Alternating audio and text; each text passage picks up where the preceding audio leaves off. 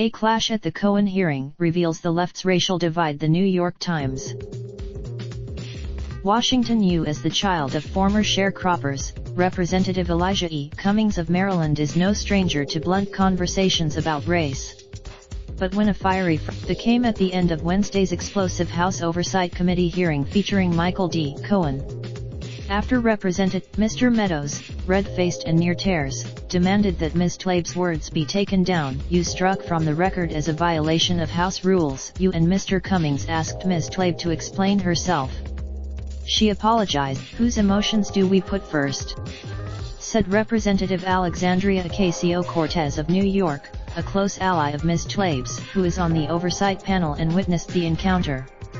We had to apologize. The Root, a website that focuses on race, went further. Cummings' handling of Tlaib yesterday is part of a larger problem the Democratic Party has with this new class of women of color. Democrats want women of color in Congress, but they can't seem to handle their truth-telling.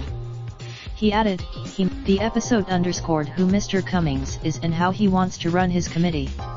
On Thursday, but outside the Capitol, the reviews were less kind. Critics were furious. Beyond that contretemps, the Cohen hearings served to shine a national spotlight on a new generation of outspoken young Democrats, many of them women of color, who are forcing pointed conversations about race and abandoning the unwritten protocols of decorum in the way their elders, you, who often agree with them, you have not. You have to bear witness to the truth, said Representative John Lewis, Democrat of Georgia and a civil rights icon, who applauded young women of color for getting into what he likes to call good trouble, necessary trouble. This body is going to continue to change as more people of a diverse background come, Mr. Lewis said. America is changing, but a generational divide could be emerging, especially with some African American elders who have been in the House for decades. I think they certainly, for the House Republican Conference, 90% of whom are white and male, some uncomfortable moments are inevitable. Mr. Meadows, she said she didn't mean it yesterday, so there was no need to apologize, he told reporters afterward. I wanted her to know. Mr. Meadows and Ms. Tlaib are political and cultural opposites. Mr. Meadows, Ms. Tlaib, 42, made headlines on her first day in office after she was captured on video using an expletive to describe Mr. Trump as she spoke of her desire to impeach him. A lawyer, and so she did not respond to a request for an interview on Thursday. Mr. Cummings, Congress, of course, has been grappling with issues of race for most of its existence, and certainly the debates during the civil rights era were pointed and passionate. But the rise of Mr. as representatives of communities that are on the margins of how the president defines his vision of America, I think they bring an urgency and an emotional depth to their rhetoric that is not just academic, said Representative R. O'Connor, Democrat of California, who was also present for the Tlaib-Meadows exchange. It's lived experience. Alexandra Rojas, the executive director of Justice Democrats, a liberal organization that helped elect both Ms. Tlaib and Ms. Ocasio-Cortez, described Ms. Tlaib as one of a new generation of Democrats who is going to puncture the silence even when it's uncomfortable. Mr. Meadows anticipated that Mr. Cohen, Mr. Trump's former personal lawyer, would describe the president as racist, which is why he asked the Trump appointee to attend.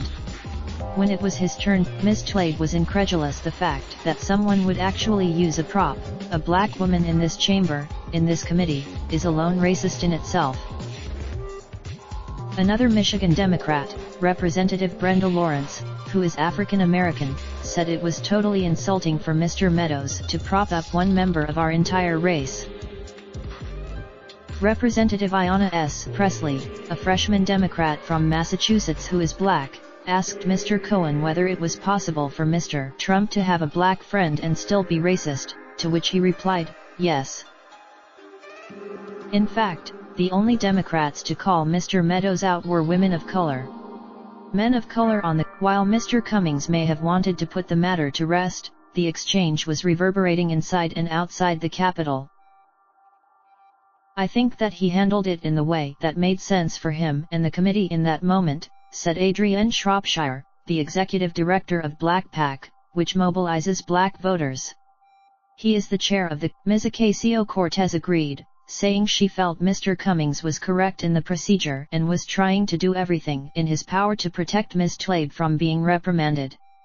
But, she added, at the end of the day, Ms. Ocasio-Cortez said, one person got an apology and one person didn't, and 2 people were hurt. Opinion caution Akali. Raindrop, drop top smoking, no cooking the hot pot. Fucking on your bitch, yeah, that. Looking up, open the park pot.